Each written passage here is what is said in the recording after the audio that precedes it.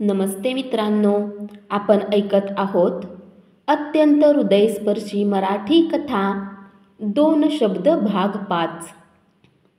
काही क्षण तशीच पाण्यात उभी राहिले होते मी.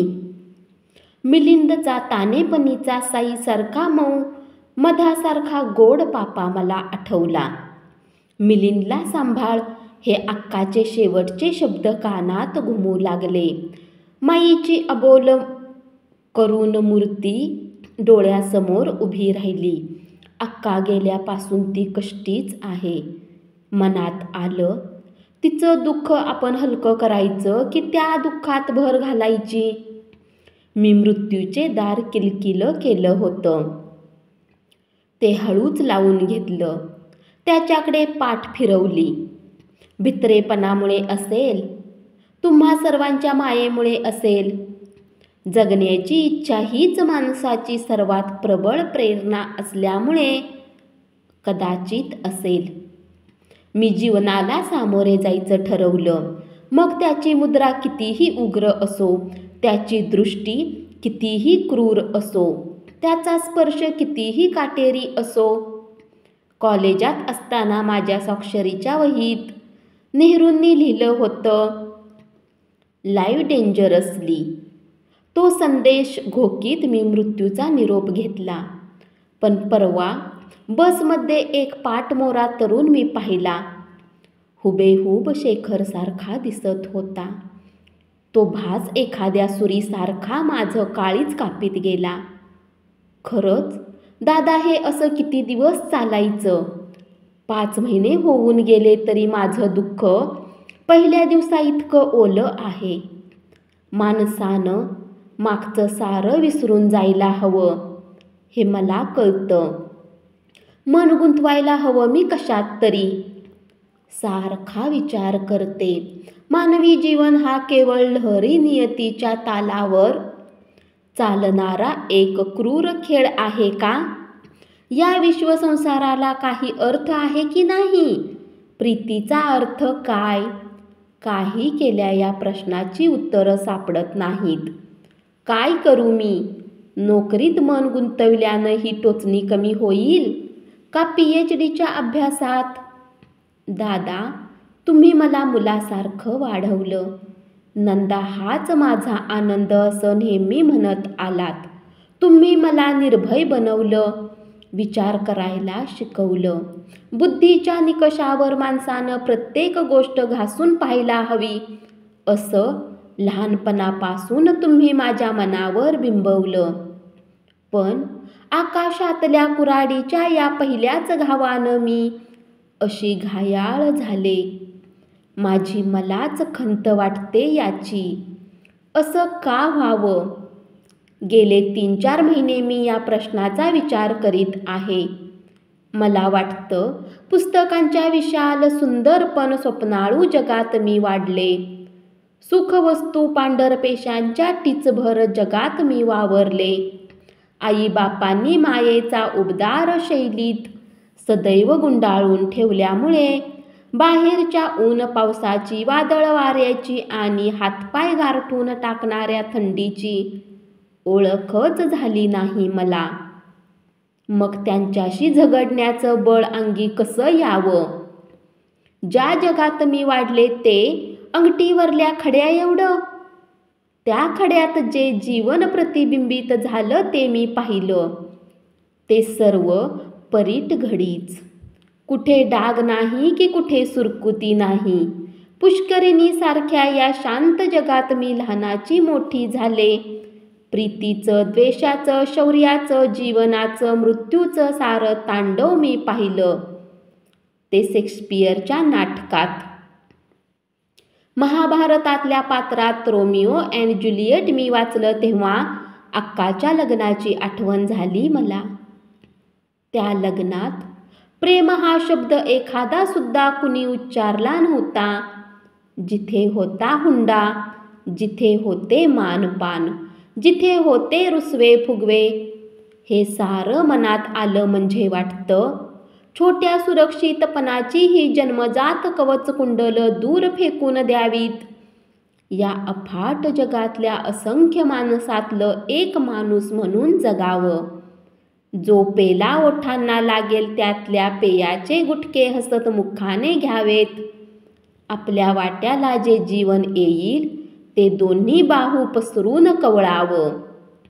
माई फारशी शिकलेली नाही, तिने शेक्सपियर वाचलेला नाही, पण तिच्यापाशी दुःख पचविण्याची शक्ती आहे, कारण देवावर तिची खरी श्रद्धा आहे. अक्का गेली तेव्हा मिलिंदला पोटाशी धरून ती 2च शब्द बोलली होती, देवाची इच्छा. काळजाच्या फुटलेल्या धरणाला या 2 शब्दांनी बांध घातला तिने. तिची ती श्रद्धा माझ्यापाशी नाही, ज्यामुळे जीवनाच्या आकांताच्या वेळी माणसाला आवश्यक असणाऱ्या श्रद्धेच्या आधाराला मी पारखी झाले आहे. ही माझी एकटीच दुर्दैवाची कहाणी आहे. आमच्या पिढीचं दारुण दुःख आहे हे. आमच्या मनातली रिकामी पडलेली देवाची जागा कशी भरून काढायची, हा आमच्या पुढला खरा प्रश्न आहे. पत्र खूप लांबलं. तुमच्याशी हे सारं नीट बोलता येईल असं वाटेना, म्हणून लिहित बसले हे सारं.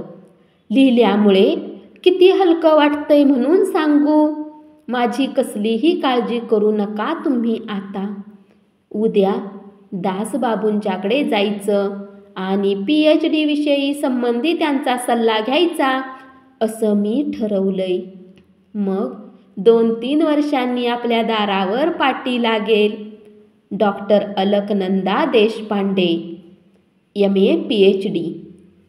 ती पाटी वाचून मिलिंद म्हणेल, मावशी तू डॉक्टर झालीस ना, मला औषध दे की मग. मात्र ते अगदी गोड गोड हवं हां. तुमची नंदा. आपल्या तोंडावरून कुणीतरी मोरपीस फिरवीत आहेत असा नंदाला भास झाला. आपण फार वेळ झोपून राहिलो आहे याची आता तिला कुठे जाणीव झाली. आपल्याला उठवण्यासाठी मिलिंद आपल्या तोंडावरून काहीतरी मऊ मऊ फिरवीत आहे का?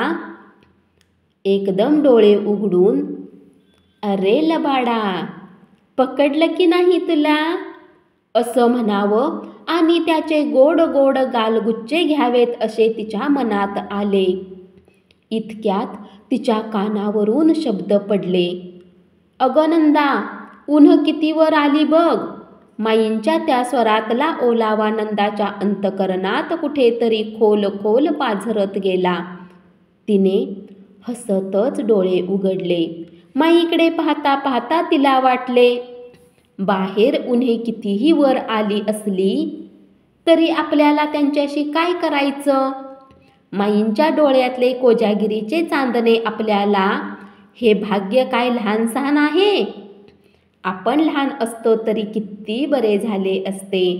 मग आपण आईच्या मांडीवर डोके घासले असते, तिच्या कुशीत तोंड लपवले असते आणि तिच्या स्पर्शातून पाझरणाऱ्या वात्सल्यात सारे दुःखाचे डोंगर विरघळवून टाकले असते. माई काही न बोलता एकदम तिच्याकडे पाहत बिछाण्यावर बसल्या. तिचे विस्कटलेले केस हळूवारपणे सारखे करीत होत्या.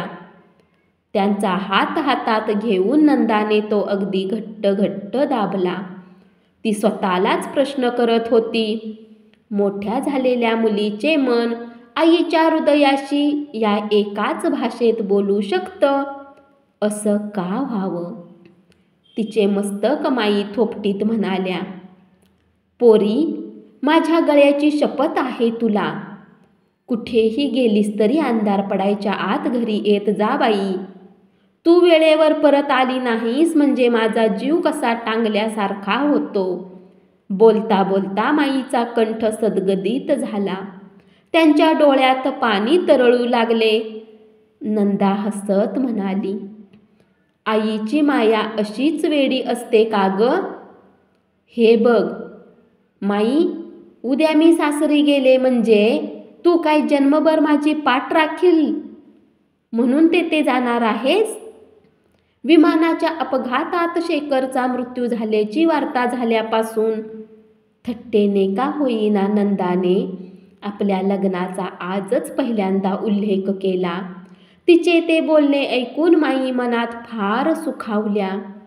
एखाद्या भयंकर स्वप्नातून माणसाने जागे व्हावे आणि जे अशुभ आपण पाहिले ते खरे नाही अशी त्याची खात्री व्हावी, तशी त्यांना वाटले. नंदाच्या तोंडावरून हात फिरवीत त्या म्हणाल्या, चल उठ बाई, चांगला गरम चहा करून देते मी तुला. घेऊन मग हवी तितकी लोळत पड. आता मी तुला काही काम करू देणार नाही. अगं तुम्ही मुली म्हणजे काय, माहेरच्या अंगणातले दाणे टिपणारे चिमण्या. केव्हा भुरकन सासरी उडून जाल हे कोणी सांगावं. गरम चहाचे गुटके घेता घेता रात्री दादांना लिहून ठेवलेल्या पत्राची नंदाला आठवण झाली. ते पत्र त्यांना घ्यावे, द्यावे की देऊ नये. रात्रीच्या एकांतात स्वाभाविक वाटणाऱ्या कितीतरी गोष्टी दिवसा कृत्रिम वाटू लागतात. तिचे तसेच झाले. घाईघाईने तिने चहा संपवला. ती लगबगीने आपल्या खोलीत गेली. टेबलावर आपले पत्र शोधू लागली. त्यातला ताजा कलम लिहायच्या आधीच आपण पेंगुळलो हे तिला आत्ता आठवले. टेबलावर तिचे पत्र कुठेच दिसत नव्हते. मात्र त्या जागी दुसरे एक पत्र. नंदाने ते घाईघाईने उघडले. अक्षर तर दादांचे होते. म्हणजे ती जीवाचे डोळे करून वाचू लागली. धन्यवाद. अशीच पुढची कथा ऐकत रहा आणि चॅनलला जरूर सबस्क्राईब करा.